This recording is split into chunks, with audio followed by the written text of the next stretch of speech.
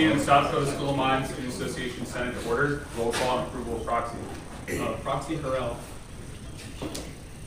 Archer. Here. Cantz. Here. Proxy Gay. Here. Dumont. Here. Else. Here. Espinette. Here. Proxy Desaw. Here. Hewitt. Here. Jurens. Here. Call. Here. Kessinger. Here. Leonard. Here. Lewis. Here. Lockwood. Here. McCallum. Here. Paulson. Here. Quigley. Here. Russ. Here. Seekman. Here. Wing. Here. Wee. Here. Van Ruler. Here. Whip. Here. We have quorum. Motions to approve proxies. Senator Rush. Motion for proxies. Second. Second by Senator Espinette. All those in favor of approving the proxies signify by saying aye. Aye. All those opposed, same sign. Okay. Proxies are approved. Moving on to approval agenda. Up on the board is the base agenda. We have some changes. Fence Club will be coming in, hopefully. Maybe. We withdrew mental health sick days. We're going to do some more research and bring it up again next semester. Not a huge rush job on that. As well as Monument Health is speaking today. Gentlemen, good? Okay. No problems. Okay. Approved unanimous consent. Everyone get a chance to look at the minutes from last week? Okay. See no issues. Approved the unanimous consent. Moving on to open floor guests. Monument Health. I'd like to welcome Jessica Daigle and Dr. Faye Dale. All right. Good evening, everybody. Good evening. All right. Well, thanks for the opportunity for us to visit with you. I have Dr. Faye Dale with me, who is our medical director and oversees the medical operations. I am the director for the 2 urgent care locations here in Rapid City, which is the department that supports the current student health services here on campus. First of all, just thank you for the opportunity. I hope some of you who have used those services have had a good experience and will have some good questions for us. But I thought I'd start out by just telling you a little bit about what Monument Health is all about. So we can I switch the slide up here? You guys, you got it. Okay, perfect. So this is a little bit hard to see, but overall, Monument Health's vision is to start with heart, and that means just seeing people for who they are, meeting them where they are, and to do the right thing each time. And so we try to focus one patient at a time. It's based on our values of trust and respect, compassion, community, and excellence. And really, at the end of the day, our mission is to just make a difference no matter what we're doing. And so while it seems really simple, it really does help to kind of frame the work that we're interested in doing. So, next slide. Maybe. Okay. For those of you that don't know, Monument Health is the largest healthcare system on the west side of South Dakota, headquartered here in Rapid City. We have 5 hospitals, 8 specialty and surgical centers, and 40 plus medical and healthcare service centers across the region. And so we have the opportunity to serve in a lot of different ways, whether it's cancer care, cardiology, urgent care, family medicine, lots of different avenues that you could end up seeing us for. In your circumstance, it would be for student health services, both acute services and chronic health conditions for the students here on campus. So next slide. Our providers are Dr. Thane Gill, who's our medical director, and then Mindy Doom, certified nurse practitioner, and Kara Stapert, nurse practitioner. These providers bring years of experience to the table to appropriately deliver excellent, high quality, safe, and acute and chronic health care for the students. And so if you've had the opportunity to visit with any of them, great personalities that see eye to eye with the students, which is really great. And then of course the offering of male or female complement to the students, so that way if you have a preference, you have that option. Okay, next slide. Just a little bit about the department that is integrated in this service here on campus. We have 2 locations here in Rapid City. They look very similar. One is on the west side of town on Jackson Boulevard as you're headed out towards Canyon Lake Park. And the other one is right over here across from Walmart on North Lacrosse Street. Both of those clinics are open 7 days a week, 7 a.m. to 7 p.m. and that service is available to students year round with how the contract is currently set up. And any services provided at the urgent cares that are the same as what we do here on campus are covered under the contract as well. So both of those locations are within 3 miles of campus. And the one that's up on North La Crosse Street, there's a bus route, the Jefferson route, that actually goes right in front of there. So if students don't have transportation, they have access to that service. Okay, next slide. So a little bit about student health history. Monument Health has been honored to collaborate with School of Mine Student Development Division since acquiring the contract in 2011. I've had the opportunity to be along for that ride the entire time. It used to be that Emergent Clinic that was owned by Dr. Wessel. It was a urgent care clinic, privately owned.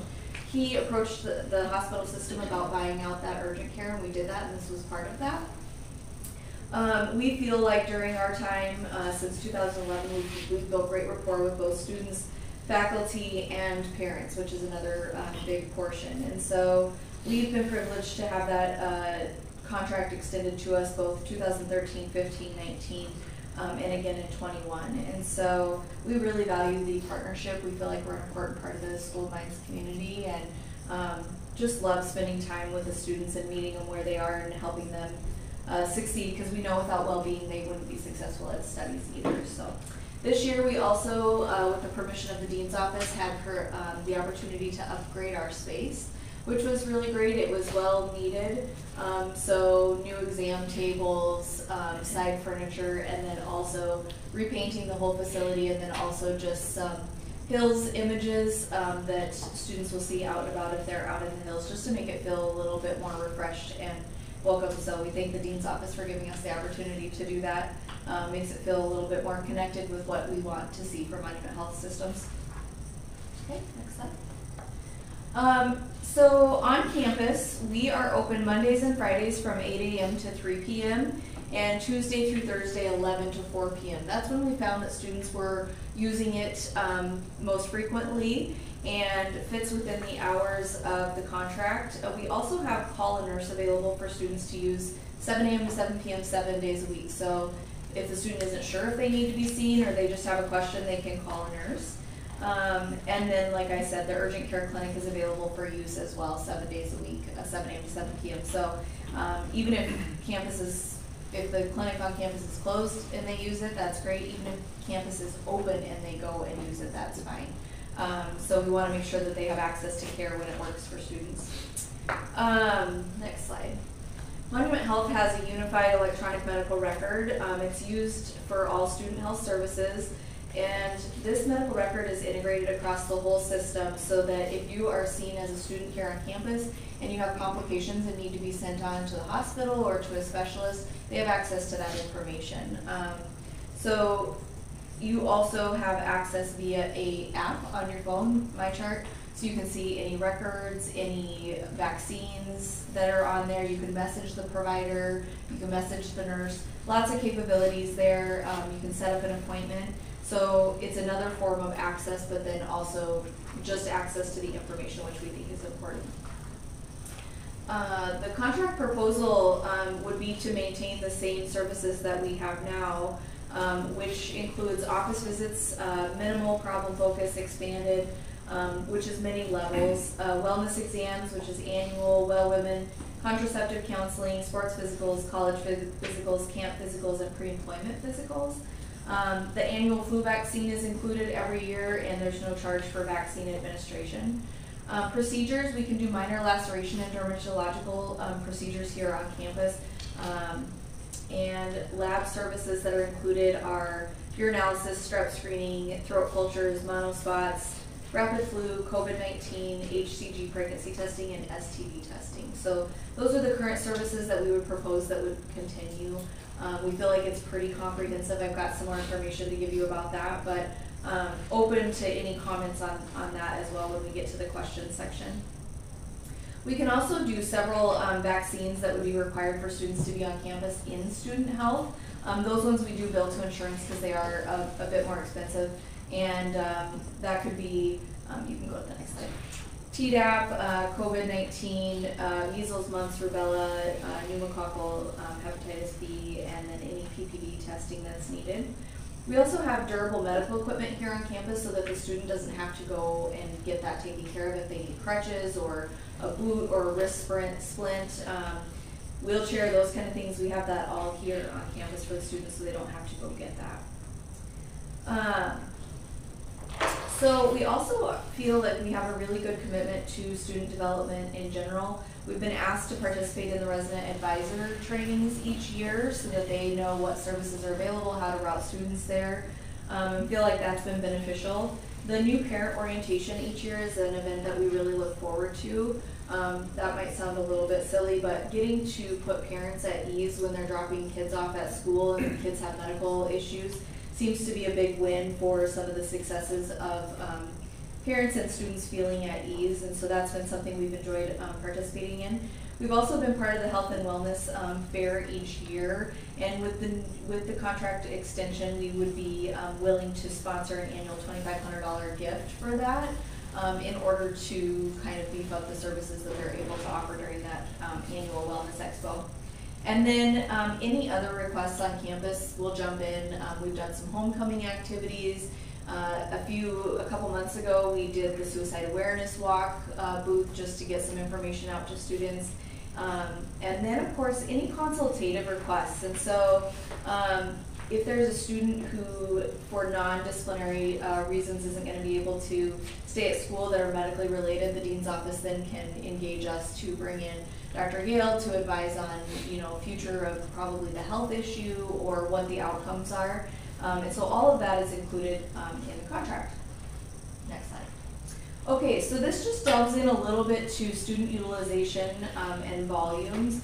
So as a 3-year look back in 2019, pre-COVID, there was a little bit more usage than we've seen since COVID time. We feel like that's getting back to normal since life is getting back to normal. So this is through October of this year. So 1367 was that 2019 year as a total, and this is measured spring, summer, and fall. So anybody using the urgent care services off campus or on campus.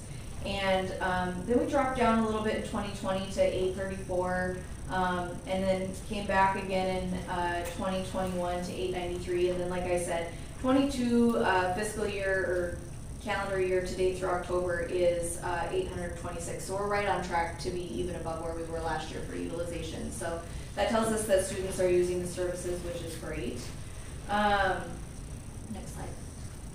So what we've proposed for the 3-year extension is an increase from the current $137,000 a year cost to increase to $150,000. While we understand that that's an increase to what is also paid in by the students, we feel like they're getting a lot of bang for the buck. So in looking at 2021 contract price of the $137,000, for those students that utilize the services, the average cost per visit was $153. In 2022, average cost was $165 per office visit. If in 23 we went to the $150,000, we would, using the same numbers as 21, so a little bit moderate, still some COVID, still not as much enrollment, we would be at $167 an office visit. So a typical office visit off of campus, if you weren't a school-minded student and you came in, is about $200 on average. That doesn't include any lab work or anything. Then if you throw the lab work in there, you're looking at about another $100 to $200 depending on how much more you need. And then the biggest one that is in your contract is the STD testing. I'll tell you that all of the panels that go into STD testing run about $800 without insurance. And so the fact that that's being covered by the contract per student is a huge win for the students. And so wanted you to just kind of have, it seems like a big number, but at the same time, when you break it down as to what you're getting for what healthcare and what the economy costs at this point, we feel like it's a fair increase. With that being said, I don't have a whole lot else history or information otherwise, so I'll quit talking at you and just ask if there's any questions, suggestions, things that we can answer for you, things that you want to know about or see in student health. Any questions for Monument?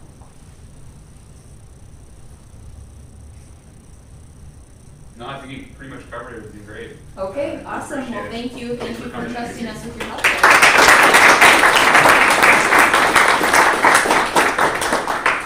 All right, next we're gonna bring in Trevor Mormon with Fencing Club.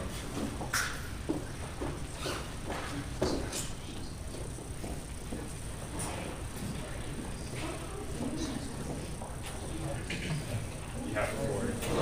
Alright, I got a lot to do today, I'll try to keep this short. So, you want to go to the next slide? The Wellness Center used to have fencing classes every semester. There was some pretty good student participation in it. They stopped offering those, but there's still interest in the student body for doing fencing. So this will be a fun to do Olympic style fencing. It's a great sport, very safe, injury rates about on par with tennis. Good way to get some cardiovascular exercise and have a good time. Next slide. Our membership is pretty general. We've got a mixture of freshmen, sophomores, juniors, seniors, grad students, some good community involvement, and a pretty diverse range of majors. Dr. Jeff McHugh, who's the department head of CSE, is an avid fencer and is willing to be the advisor for the club, and we have 4 officers. Do you have any questions? Sorry, dude. Yeah. What are some of the events you're planning on doing for this? So right now, we're planning on just doing practices. So And how sorry. how often would they be? Weekly practices, Saturdays, that's what the fencing class used to be. Once the competitions died down in COVID, but once those start back up, we'd be interested in going and setting up some fencers to do the sort of statewide competitions. Yeah. Senator Leonard. What type of equipment do you guys have? Is it just the students that are in the club currently have? Or? So the students themselves have some equipment. We're going to have to get a little bit more for loaner gear. And we can get some sort of pretty general fitting helmet and protective gear, and that would allow us to get a start at least. Senator Dumont. Do most members already have a lot of experience fencing, or are they mostly new members that are brand About new? half and half. Gotcha. So about half the people have been fencing for a couple years and are pretty good at it. The other half are just really interested in fencing and want to learn. So that should work out pretty well. We'll be able to teach the new people with the experience, and yeah. And I apologize if I missed this, I was chatting with our other guests. Is the equipment that you're using, is that in compliance with our dangerous weapons policy? Like how dangerous are the They are not dangerous at all. blunt tip or whatever? They've got a rubber tip. Perfect. They're very flexy. It would be, and the gear is rated to withstand, I think, 1,600 newtons. Fencing's a very safe sport. The injury rate in the Olympics is a little bit lower than tennis. So, Thank you. Any other questions for Trevor Borman? Seeing none, yeah, we'll see you next week. all right, thank you for your time. Or, thanks.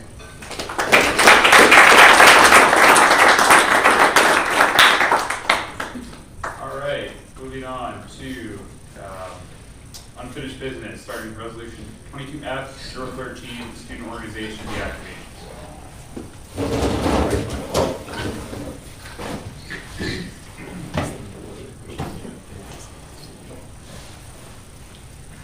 Hi everybody, I've already read this once, 2 weeks ago. Can we just scroll down to the list of names, probably, if that's what's the most important one for this? Does everybody agree with the list of names? Go on. College Republican submitted. Who wants to make a, Senator Else? Motion to amend and take college Republicans off. Second by Senator Hewitt. All those in favor of amending the resolution to remove college Republicans signify by saying aye. Aye. All those opposed, same sign. I'd say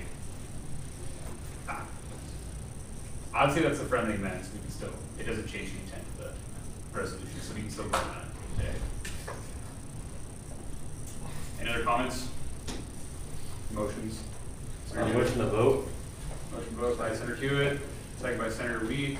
All those in favor? Yeah, roll call vote. Okay. Come on. Okay. So this is for So proxy responsible.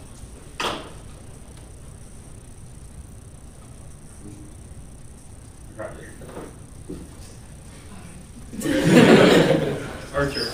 Aye. Cantz. Aye. Proxy Gay. Aye. Dumont. Aye. Else. Aye. Espinel. Aye. Proxy Daystoff. Aye. Hewitt. Aye. Jurens. Aye. Call. Aye. Kessinger. Aye. Leonard. Aye. Lewis. Aye. Lockwood. Aye. McCallum. Aye. Paulson. Aye. Quigley. Aye. Russ. Aye. Siegman. Aye. Twing. Aye. Wee. Aye. Van Ruler. Aye. Whip. Aye. Passes. Absolutely passes. Thanks, guys. Moving on to new business, starting with resolution 22F-016 CubeSat. If I can get that pulled up.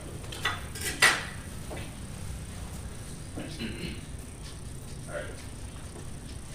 Marshall Schleich, resolution 22F-016, 16th of November 2022, originated by Constitution Committee, presented by Senator Kessinger. Whereas adequate interest has been expressed by students wishing to form an organization, CubeSat, and whereas there are currently no organizations that overlap this interest, and whereas a constitution has been constructed and reviewed for said club, and therefore be it resolved by majority vote of the student senate and the signature of the student association president that the constitution for CubeSat be approved, allowing for formal recognition. Any questions? All right, see none, we'll see that next week. Moving on to resolution 22F-017 fencing club.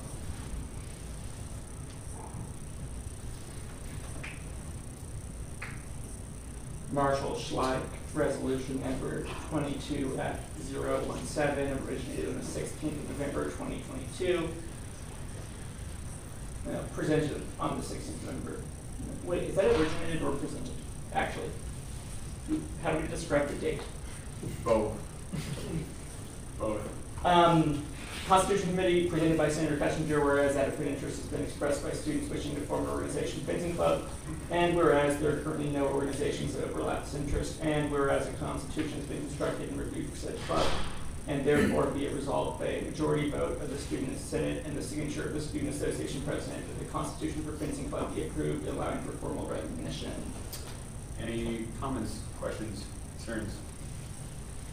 Seeing none, moving on to resolution 22F-018 GAFAC recommendation.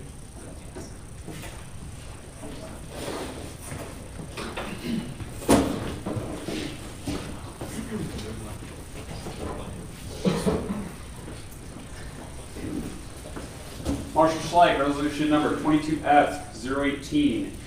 Originated on the 16th of November 2022, originated by President Marshall, presented by President Marshall. Whereas the General Activity Fee, GAF, is a mandatory fee paid by students at South Dakota Mines that supports student functions related to co-curricular and extracurricular activities and operations, and payment of debt incurred for construction, maintenance, repair, and equipping of student unions, athletic facilities, and wellness facilities as approved by the Board of Regents. And whereas South Dakota Mines Policy V-A or 5-A-2 establishes a GAF allocation committee responsible for allocating GAF funds. And whereas South Dakota Mines Policy 5-A-2 states voting members of GAFAC shall consist of the Student Association Chief Financial Officer, 5 students appointed by the President of South Dakota Mines upon recommendation of the Student Association Senate, including 1 graduate student. And whereas Ryan Kantz, Samuel Schleich,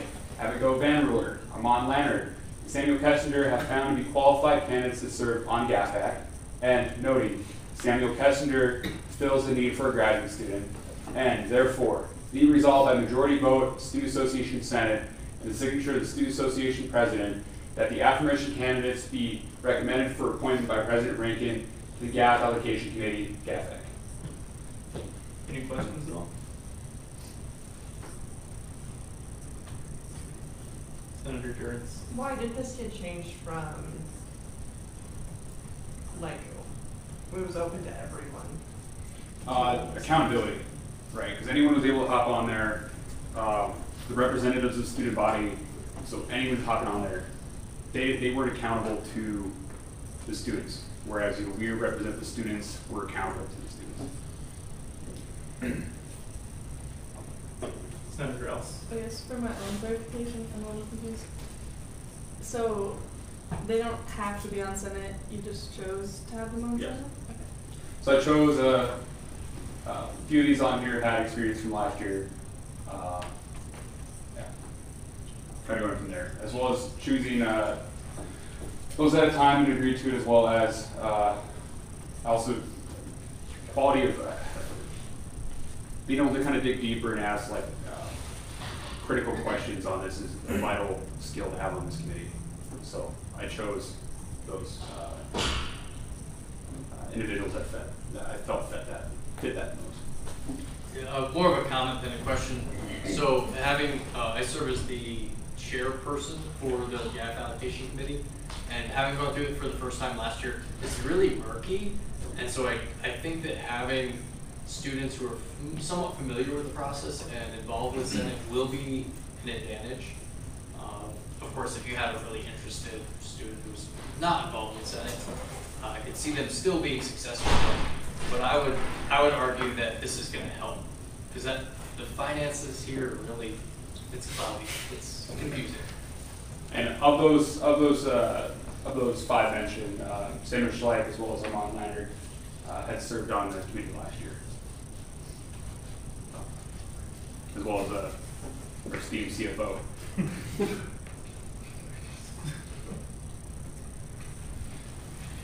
Any other questions at all? Okay. See us next week.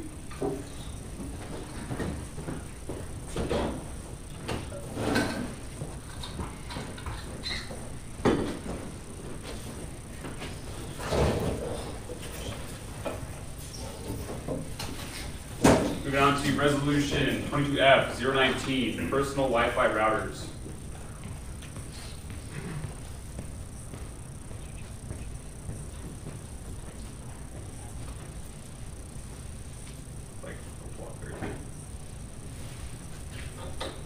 Marshall Slake, resolution number 22F-019, presented on the 16th of November 2022, originated by myself and President Marshall, presented by myself. Whereas the South Dakota Mines ITS Department spoke with Senate regarding internet concerns on campus, and whereas ITS acknowledges that personal Wi-Fi routers cause network interference issues in the residence halls, and noting that the Residence Life Handbook does not currently have any policy on personal Wi-Fi routers, therefore, be it resolved by majority vote to the Student Senate and the signature of the Student Association President that the Student Senate take a stance in support of the policy implementation limiting the use of personal Wi-Fi routers in the residence halls. Any questions for Senator Lewis? Do we have rough numbers for how many people do have routers? No, it's hard to track. ITS, when earlier injuries spoke, they know that they exist there, but it's the only way to really track would be to go count the signals, like walk around, check and see what's popping up on. You guys see what you're, yeah, available networks. Senator Leonard? So with the wording of this, what's the actual meaning? Like if this were to get approved, what would be the consequences of this resolution? It would voice Senate support towards whatever parties are needed to make policy on this. If I'm not mistaken, Residence Life would have a policy on this as well as ITS. So we left it broad for that reason. There's a couple different areas within the administration that this policy that would need to be brought in on making this policy a reality. Senator Kessler, I don't want to be that guy, but what does the word router mean? it's a router. Cell phone? No, it's a router.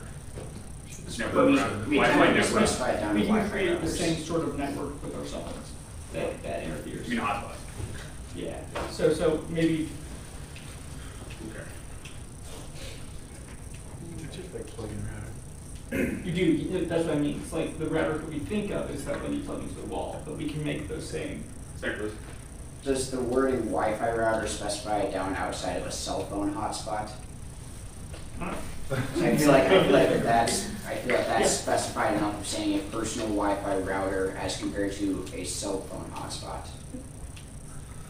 If it needs clarification, we can definitely do that. see what he's on. I just have one question about why is the word in the last sentence near the end where it says limiting the use of personal Wi-Fi routers? Shouldn't that be like eliminating or? Because I mean, if it's causing a problem now, keeping them around is still going to cause a problem. I don't think limiting is. Limiting is a word being used in place of completely eliminating in case there's a certain circumstance that requires a personal router for whatever scenario. Limiting would include outside of specific scenarios, they would be limited and eliminated. Unless you can prove to residents like that you have a specific purpose for needing one. I think an addendum on that as well is obviously you need routers in the rockers because there's no routers provided in that, and those are relative. Do we have any plan on how this is being presented to the necessary parties to draft some sort of policy about this, or are we just going to show them this resolution? I've been in contact with Brian Schumacher with ITS, and Lou's been in contact with Bryce and Katie. Yeah. So we're just going to bring it up to him. It's just going off of what was brought up by ITS to us.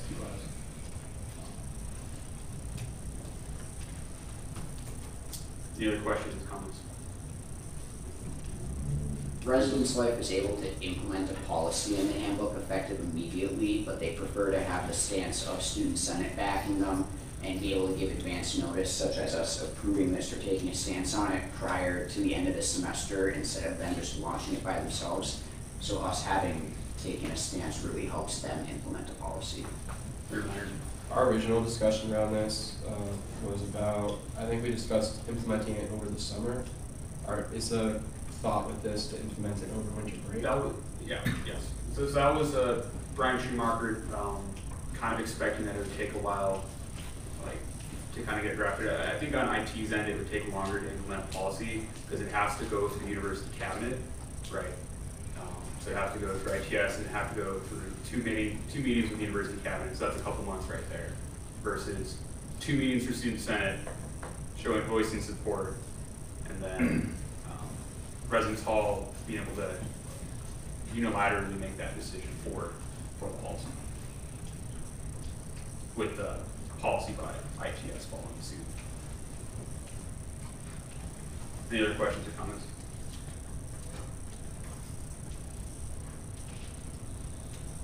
Would we want to clarify more? I think leaving it limited, and I think that leaves it open-ended enough to kind of allow. Obviously, just kind of looking around the room, we think hotspots are fine.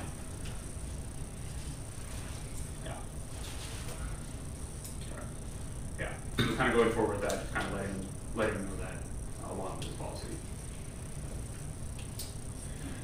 Any other questions or comments?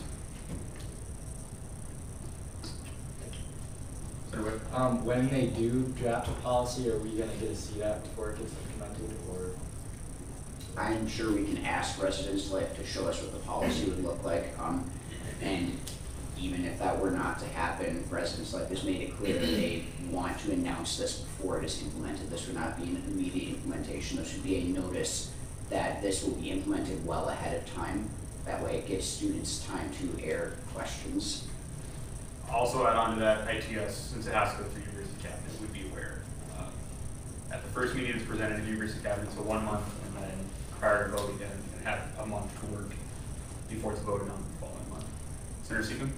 Would we have approval of it going in the Residence Life handbook, or is that completely on them to write it in? That's something for how. Yeah. Leaving it open-ended enough so it's not a drawn-out process of months of nitpicking the specifics. Any other questions? Any other comments? Okay, see none. See that after Thanksgiving. Moving on. Resolution 22F-020, mining and mucking supplemental.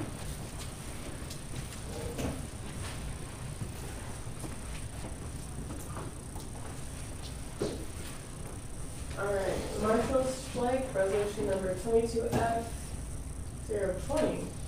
Presented on the 16th of November, 2022. Originated by the Finance Committee, presented by myself. Whereas Mining and Mucking has approached the Finance Committee with a supplemental request to provide funding for their competition in Australia. And whereas the appropriate paperwork has been filed at the Finance Committee, and whereas Mining and Mucking has not requested supplemental in the past 2 fiscal years and is eligible for the full $5,000, and whereas the Finance Committee has deemed $5,000 as an appropriate amount to allocate to the organization, and therefore be it resolved by the majority vote of the Student Association Senate and the signature of the Student Association President that $5,000 be allocated from the SOAP Reverted Funds account for SA003 to Mining and Mucking. Question? Can someone please make a motion to amend that to say November instead of October? Friendly amendment. The date and the resolution? Huh? Yeah, it should be the 19th. November. November, and it's, that's what's changing. Yeah, 22 out of 20.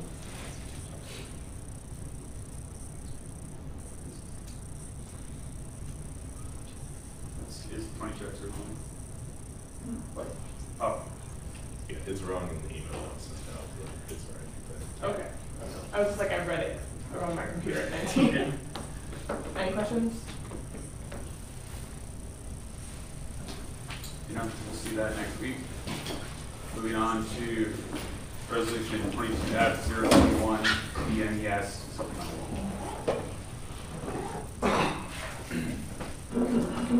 Do you want to amend the date before or after?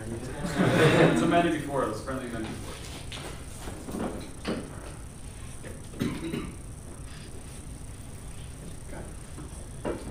Marshall Select Resolution number 22F021, presented on the 16th of November 2022, originated by the Finance Committee, presented by myself. Whereas the Biomedical Engineering Society, BMES, has approached the Finance Committee with a supplemental request to provide funding to help with attending their national conference in San Antonio.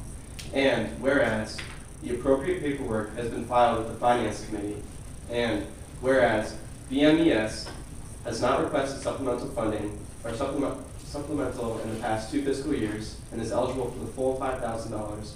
And whereas the Finance Committee has deemed $370.63 as an appropriate amount to allocate to the organization, and therefore be it resolved by a majority vote of the Student Association Senate and the signature of the Student Association President that the $370.63 be allocated from the SOAP Reverted Funds account for SA003 to BMES. Any questions or comments? All right, see none. We'll see that next week. Moving on to open discussion. Does anyone have any open discussion this week? Okay, see none. Moving on to CFO report. So hello everybody, I hope you've been keeping warm. But you know, we still need more snow. So obviously the 2 supplementals for those 2 clubs. And then tomorrow, President Marshall and I will be meeting with Dr. Spindle at 1400 hours, 2 o'clock, and BB Schleich. And then this next week, I will probably be sending out an email to all new orgs that we approved this semester to do like a new org SOAP workshop if they weren't able to come in the previous before they got approved, and the report unless there's questions. Seeing no questions, moving on to VP report. Hi everyone, I hope your week's going well. I mainly have 2 things. One, I'll probably sound like a broken record here, but with the mental health initiative, once again, at the state level, we're running into more roadblocks that were unforeseen at the Board of Regents level, other bodies that may be, that exist. So I'm kind of working with the Student Federation to kind of hopefully overcome those in the red tape, but we're planning to meet over Thanksgiving break, so hopefully we'll figure something out by then. So hopefully I'll do something by then. But besides that, just found out today that Lions Day at the Capitol will be January 31st, so the day after Shed. That's just something to keep in mind if we want to have a Senate table there at all. That's down the road, so just kind of keep that in mind. No need to kind of worry about that until later. Besides that, fill up your shed survey if you want to go and report. Any questions for Vice President Schley? Seeing none, moving on to my report. Yeah, meeting with Dr. Spindle, kind of really good feel for that situation. Be able to get some information out to the student organizations that have been wondering and asking what's going on. So, additionally, sitting on a work group for some accreditation with is it HCP?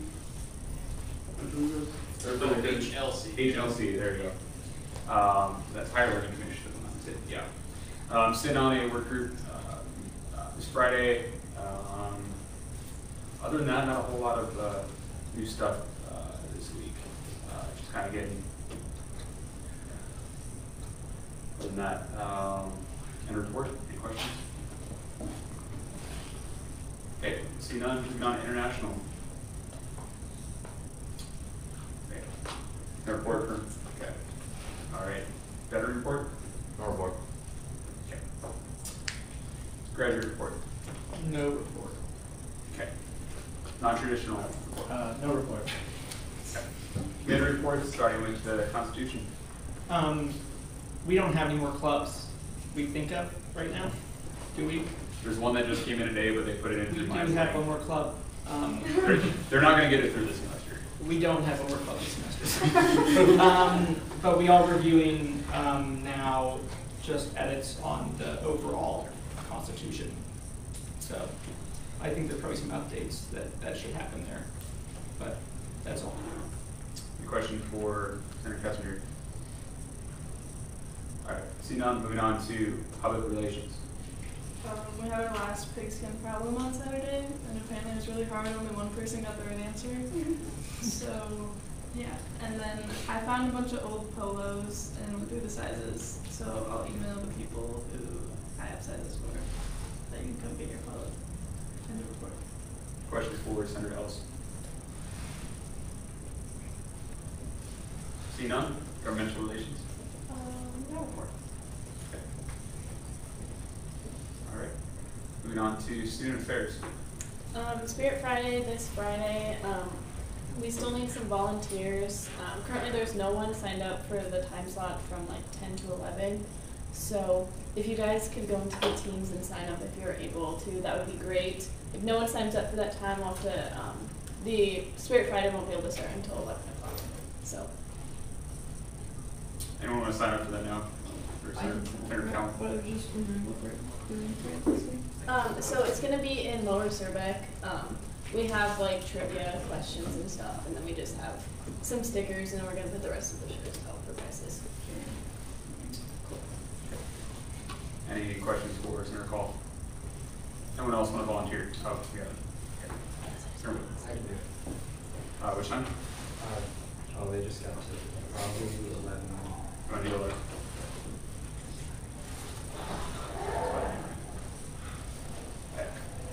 Archer? I can do 12-1. 12-1.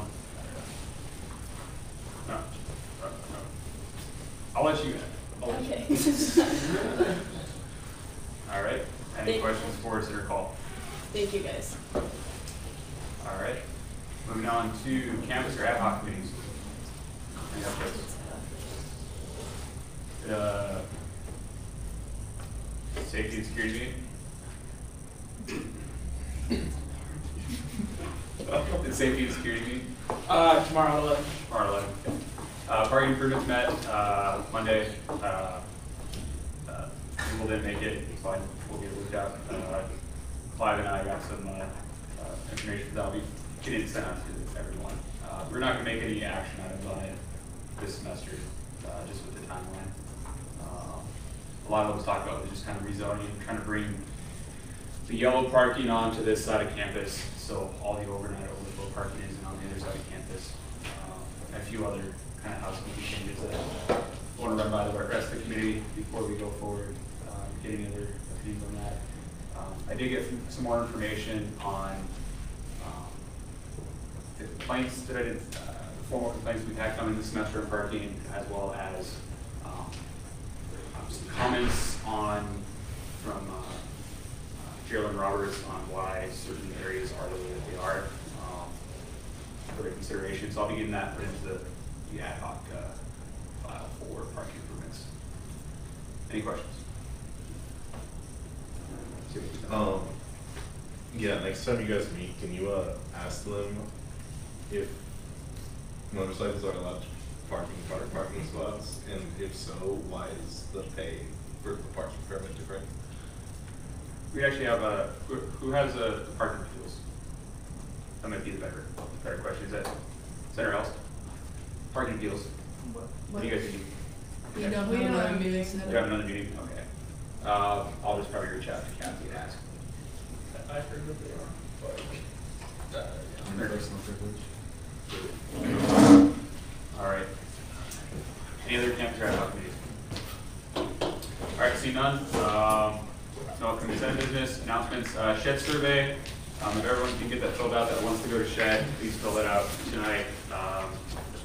The hard deadline is December 1st, but it's a lot easier on us getting that logistics figured out for travel if we know as soon as possible. Any other announcements? Sarah?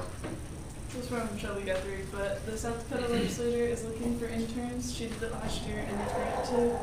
It's good to learn so much knowledge about state government. If you're interested in politics at all, I highly encourage applying. And specifically, the Democrats are looking for more, but there's probably still some spots to fill for Republicans. So if you're interested in that, let me know and I can get you in contact. Okay. I also have an announcement. So the dinner set for 30th has been postponed until spring. So just with all the schedule conflicts, pushing that off. Secret Santa our gift exchange and Christmas party will be on the 7th. Everyone, please go dry your names. Also, Diwali is this Saturday, so it's a really fun event. You guys should all go if you can. Senator. It's 39 days till Christmas. Secret Santa's upon us. But since Secret Santa is upon us, I would like to invite you guys out to Black Friday when businesses open their doors to the amazing Onslaught Battlefield and please join us in Valhalla. Thanks. Sorry, dude. Brian, Full concert? yeah, Yeah. we got a concert on Friday. It's Friday, right? Yeah. 7:30. And then I think there's one on Monday for like the orchestra and honors Yeah. prize too, which would be pretty cool if you guys went to. Any other announcements? Any motions? Senator Minor? Motion to adjourn. Second by Senator Weedy. All those in favor of adjourning signify by saying aye. Aye. All those opposed, same sign.